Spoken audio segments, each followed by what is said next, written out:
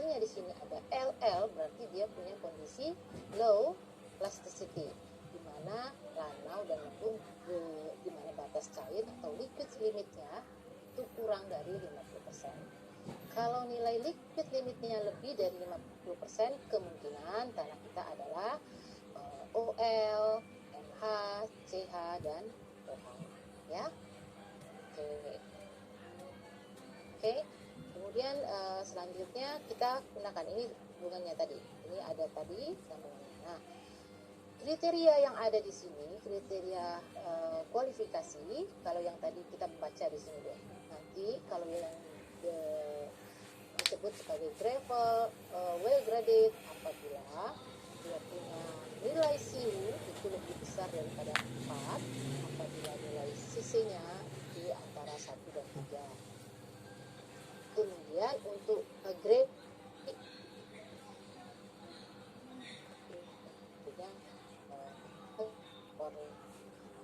kalau di sini ada GM, ada HG. Atributnya dia lihat indeks plastisitasnya. Kalau indeks plastisitasnya itu lebih kecil daripada 4, maka kategorinya sebagai M. Kalau lebih besar daripada ini, maka kategorinya ITC. Itu aja ya. Jadi kita bisa lihat nih apa yang bisa ditunjukkan. Kalau apakah ini, kita lihat lagi dari sini tadi. Ya, ini misalnya 1 sampai misalnya 12%, maka itu kategorinya GMK gitu ya. Nah, sekarang sen, kalau itu nilai untuk IU-nya itu harus lebih besar daripada 6. Nilai CC-nya sama, dia antara 1 dan 3 juga. Oke, sekarang ada juga lagi di dalam SM ada SC, berarti atributnya indeks plastisitasnya sama. Kalau lebih besarnya lebih kecil daripada 4, dia termasuk kecil. Kalau lebih besar daripada 7, dia kategorinya clay. Oke ya, jadi itu. Nah, sekarang kalau misalnya tadi kita itu bicara pada kondisi kasar, sekarang kita bicara pada kondisi halus. Nah, kemungkinan tanah kita dia pakai lagi nilai grafik seperti ini tadi yang dibagi tadi ya, yang dibagi kategorinya kita bagi menjadi line ini dan ini. Dan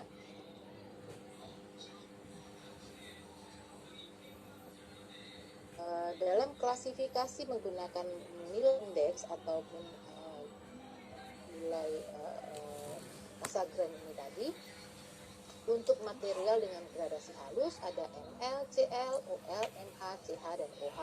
Ya, jadi sekarang gini, nanti kita akan periksa indeks plastisitasnya ini untuk yang persamaan pada garis yang ini nilai nya 0,73 ini, maka biasanya letak pada line ini.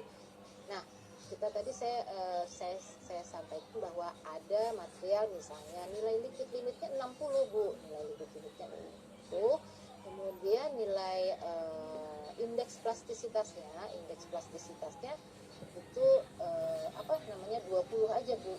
Berarti kita tidak tahu 20, ada indeks plastisitasnya 20, maka kategori tanah kita adalah silt ya, bukan clay ya. Tapi kalau misalnya ternyata tanah saya 50 Bu nilai liquid limitnya dan indeks plastisitasnya sekitar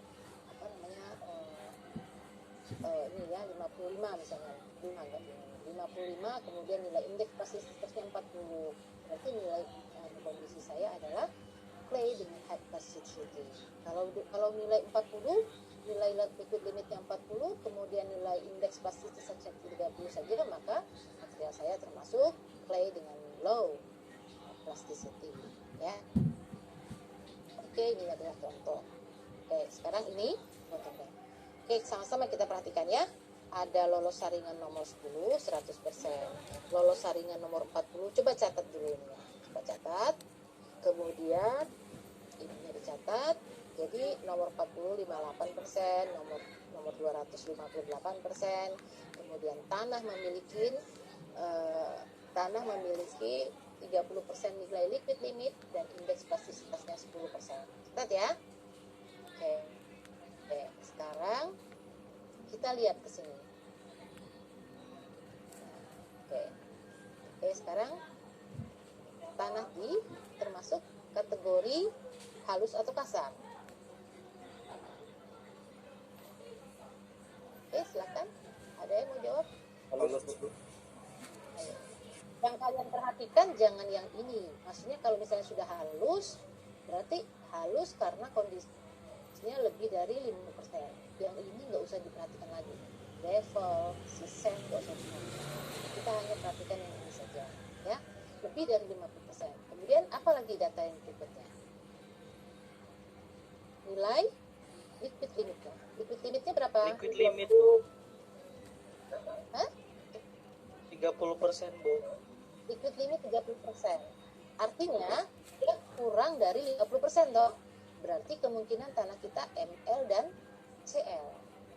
Gak usah diperhatikan ini karena ini adalah kondisi tanah yang nilai liquid limitnya lebih daripada 50%. Oke? Sampai di sini paham ya? Bingung nggak? Bingung nggak? Enggak Bu. Enggak.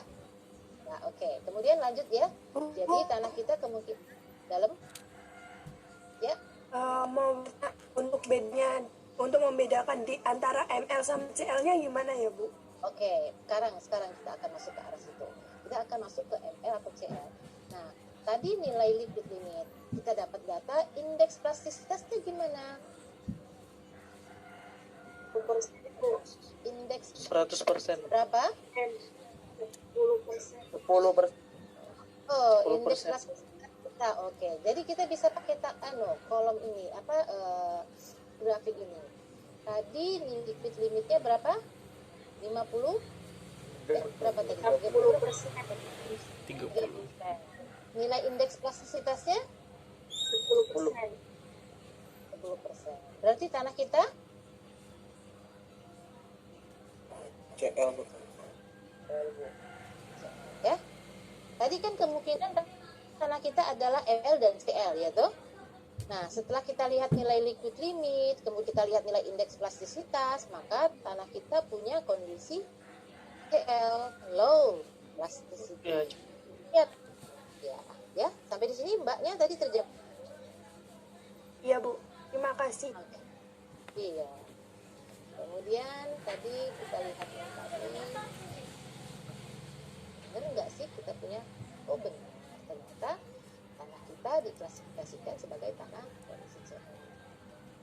Oke, nah sekarang ini ya, ini adalah data. Ini data sebetulnya kita tuh ini kita mata yang nah ini ada dua tanah, ada dua jenis tanah. Ada tanah satu, ada tanah dua, ya.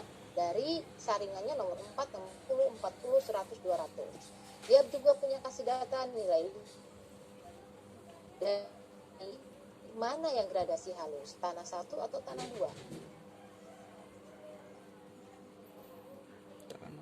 Satu. Kira-kira yang termasuk gradasi halus tanah satu atau tanah dua? Tanah satu Bu. Tanah satu. Ya, karena kita sudah bisa lihat ya presentasi yang ada di sini untuk tanah ini 61. Sementara yang lolos saringan nomor 200 untuk tanah 2 ini cuma 5%. Berarti ini tanah saya ini kemungkinan tadi ada SW, SP, SM atau SC. SC ya, SM atau SC ya. Nah, kalau yang di sini tadi kemungkinan tanah saya apa nih? Kira-kira tanah saya tadi ini apa yang di sini?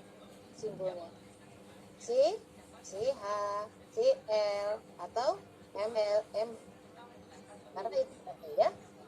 Oke, sekarang penyelesaiannya gimana? Oh, ini dari tabel terlihat bahwa tanah dengan satu ini lebih daripada 50%, maka dia kategorinya halus.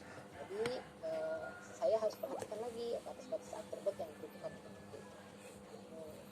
Nilai limitnya 21, nilai plastis limitnya plastisitas 6. Oh, dapat 6 dari mana? Kira-kira dapat dari mana itu angka 6 itu? Ada yang tahu? Bu, itu limit kurangi plastis limit Bu. plastisitas ini adalah nilai liquid limit dikurangi plastis limitnya, maka diperoleh nilai plastis index atau indeks plastisitas. Sehingga menurut diagram masuk kelompok Cl dan Ml. Oh, ternyata setelah lagi tanah untuk tanah 2 kita lihat tanahnya bergradasi kasar, hanya 5% lolos nomor 200, kemudian 96% lolos saringan nomor 4, maka tanah termasuk pasir bukan batu ya. Oke, dan sekarang kita mau lihat bahwa tanah tersebut dengan lolos saringan nomor 200 termasuk kelompok 5-12%, maka tanah tersebut mempunyai simbol SP, SM. Maka kita lihat lagi nilai CU dan CC-nya. Nilai CU dan CC hanya bergradasi. Ini kita dapatin nilai CC daripada tanah 2 ya, tanah 2 ini nilai CC-nya super 30 dapat, dapat. Nah, ini yang kalian cari. Nah, tadi sudah dijelaskan di dalam tabelnya si Unified, kalau nilai CU-nya lebih daripada 4 itu bagus untuk gravel, tapi kalau bergradasi dengan sand atau pasir itu dia harus lebih besar daripada 6. Nanti CC-nya sama antara 1 dan 3. Ngambil datanya dari masing-masing ya. Oke, kemudian nah ini ternyata dari grafik diperoleh ini D1, D10, D60, D30-nya, kemudian koefisien keseragaman kita pakai persamaan yang sudah ada, kemudian koefisien gradasi kita pakai ini. Ternyata ini CU-nya kurang dari 6 gitu ya, karena standarnya pasir itu 6. Kemudian karena itu kondisinya kurang bagus, maka ini ada keadaan di mana pasir dalam kondisi SP ya, SP artinya sand dengan poorly graded ya, gradasinya tidak bagus. Karena butiran halus, lama, non plastis, maka tanah 2 adalah tanah SM. Jadi dia punya kandungan lain gitu ya, bukan gradasi halus, maka dia punya. Nah, di ASTO maupun di Unified dia punya pendekatan ya. Artinya kalaupun misalnya tadi saya bilang kategori tanah saya, kemungkinan ini apa nih? Masuknya sand atau masuknya clay. Nah, kalau kita peroleh ini dulu, misalnya kita dapatkan di ASTO. Nah, kalau ASTO tadi A3 ini kategori apa ya? Kategori gradasi kasar. Oh, berarti dia kelihatannya ada di sini ya, SP gitu ya. Kemudian A1B ini ada di S juga. Kemudian kemungkinan ini tanah saya adalah kemungkinan besar tanah saya ini kalau misalnya pakai A1A adalah tanah dengan kemungkinan tanah saya adalah SW dan SP. Oke, sampai di sini kira-kira ada pertanyaan nggak? Jadi sebutan-sebutan pada tanah-tanah tadi, kalau kita menyebut itu sebutan yang lebih dulu, maka itu yang lebih dominan pada tanah tersebut. Oke, untuk yang ini kemungkinan tanah kalau kita ketemu simbol dari Unified dulu, kita mendapatkan klasifikasi Unified dulu, maka kemungkinan besar tanah-tanah itu ada di simbolnya ASTO. Nah, kemudian yang kemungkinan kecil ini atau yang tidak mungkin lah disampaikan sebagai kondisi yang tidak mungkin, maka ini ada diberikan simbol seperti ini ya. Oke, sampai sini ada pertanyaan kira-kira? Kalau tidak ada pertanyaan, saya masuk ke cara kalian untuk memahamkan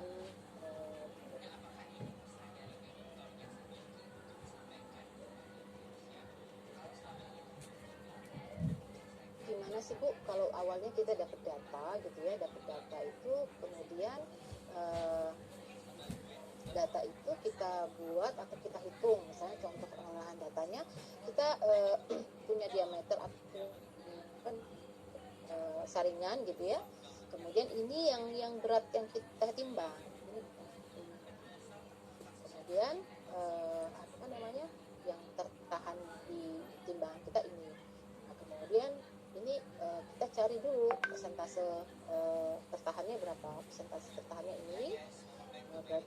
nilainya nanti kita cari kan lolos, karena pada perhitungannya itu nanti ada plot dalam grafik itu yang kita guna adalah nilai persentase yang lolos. Jadi untuk mencari nilai persentase yang lolos, kita tertahan itu 1,46, bagian bagi yang ambil salah satu ya, ini 1,46 kita pakaikan angkanya. Ini tertahannya berapa? 0,73 ini dari nilai hasilnya dibagi totalnya berapa. Tadi kalau saya totalnya 200 dikali 100% dapatlah nilai persentase.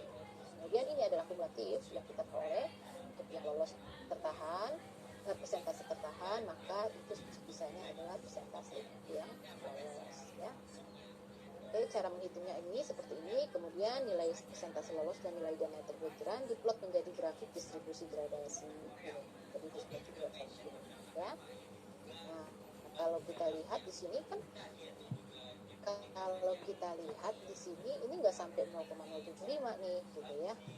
0,075 tuh kondisi persentasenya sekali gitu ya. Ini kita plot grafiknya, kemudian nanti kita bisa menyimpulkan tanah kita baik cara ASTO maupun cara unified ya, sehingga kita bisa sampaikan tadi kalau misalnya itu gradasi kasar, artinya di situ kita bisa menetapkan nilai SIU dan CC-nya ya. Oke, ini tadi saya perjelas lagi di sini, kalau nilai SIU 4 lebih besar daripada 4 ini untuk kerikil, untuk yang ini untuk tanah hasil.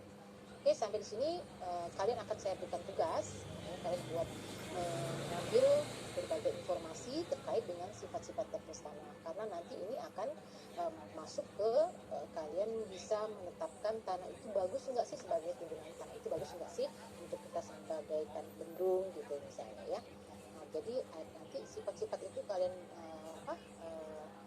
jabarkan di dalam tulisan. Mohon kalian menggunakan kertas folio bergaris, jangan pakai kertas-kertas buku-buku yang kecil-kecil itu yang rawan untuk terselipnya, artinya bukan maksud saya kalau misalnya saya memberikan tugas-tugas itu sebaiknya pada kertas folio, dan dari kebetulan kita secara online, maka saya harap kalian melakukan scan-nya itu yang benar supaya saya enak bacanya ya. Kemudian saya meminta untuk kalian memberikan penjelasan apa yang dimaksud dengan batas plastis, kemudian batas cair, batas plastisitas, kemudian fungsi-fungsinya mereka sebagai apa di dalam kita melakukan klasifikasi tanah. Oke, sampai di sini ada pertanyaan kira-kira? Waktu kita sudah habis kah?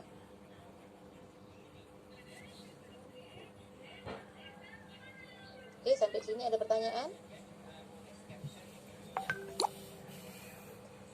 Ada pertanyaan kira-kira?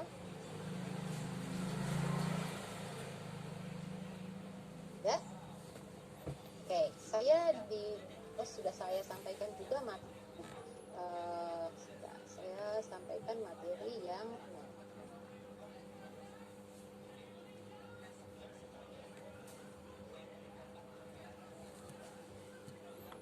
saya memberi hubung dan volume tanah kan nanti itu apa ya, kalau misalnya kita habis itu kan bisa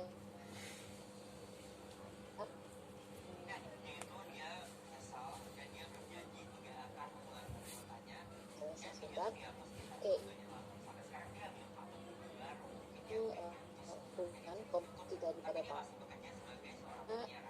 kita akan ada yang disebut sebagai kadar air, kita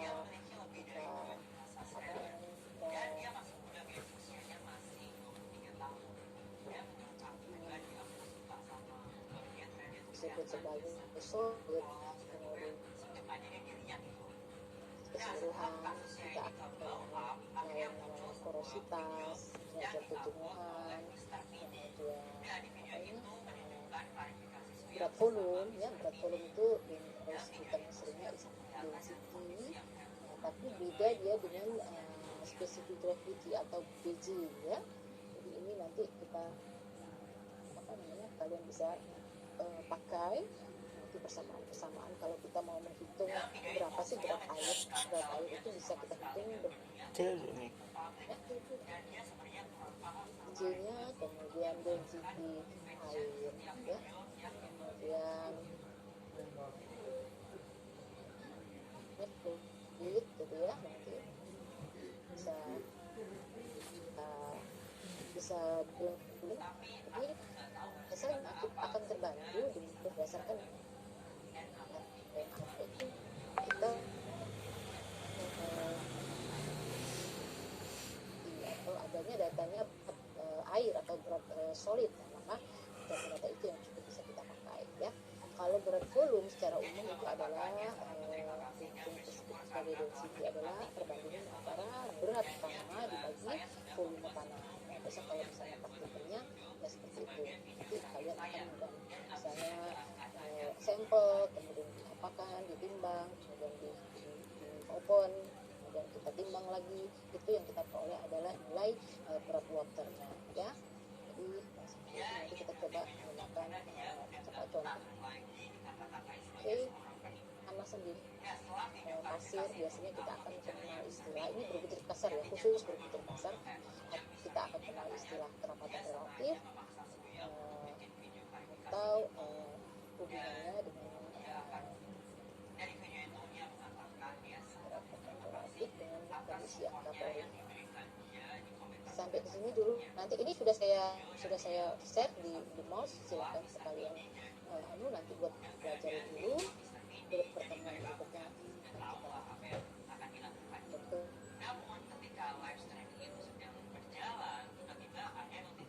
Itu tugasnya dikumpul kapan ya? Kalau ini kan ada, kita ketemunya di hari Rabu ya. Iya Bu. Boleh kalau misalnya memang nanti kirim di hari Rabu. Oh ya. Kirim Iya. Ini deh anunya apa link, atau bisa buka kalau misalnya nanti praktek ya, kalau bisa masuk di mouse ya, nanti saya informasikan. Saya belum buka sebab yang kejadian di mouse ya. Oke. Baik Bu. Saya titipkan, nanti kalian saya tidak usah tambah waktu dan tambahkan waktu juga. Ini saya lihat ada sekitar 10 ya.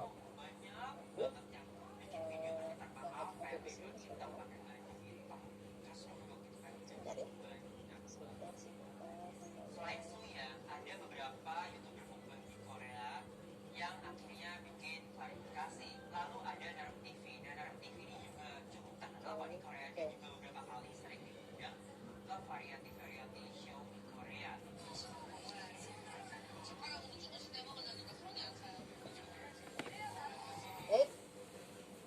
Rasanya sudah cukup kita pertemuannya, maka saya akan mengakhiri pertemuan ini. Sebelumnya ada pertanyaan kira-kira?